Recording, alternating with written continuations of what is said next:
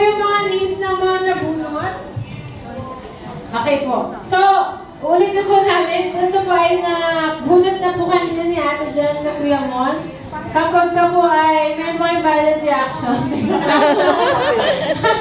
Joke lang po. Okay, ready? Ang ating winners. Wait, ano muna mapapatunan? Ay, ano pala ba? Ano nga ba? Ang alam ko lang po ay meron po tayong luggages.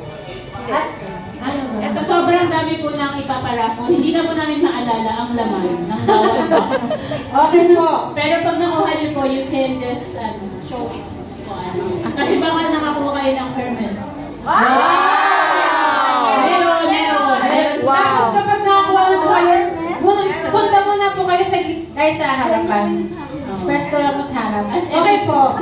Okay, the first winner is Joel. Joel Solina.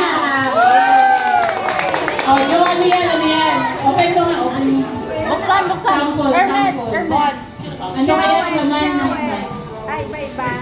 O yan, bumubunot pa po tayo ng 5 Oh, that's a pangalan. brand new. Okay. Oy, ating ko yan. Ano yan? Bagong t-shirt. Okay. Dito muna po sa gilid, Ate Jo. Ate Jo Solina.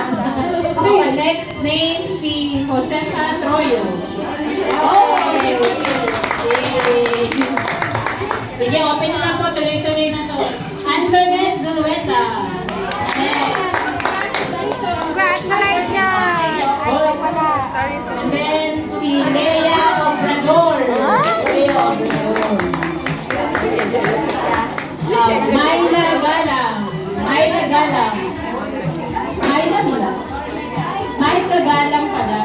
Next is si Adelina Serenio. Okay. Josefa Odehe. Si Jo pala to. Ano na po ni Jo? Pacha? Wow! Si Michelle. Sus yan!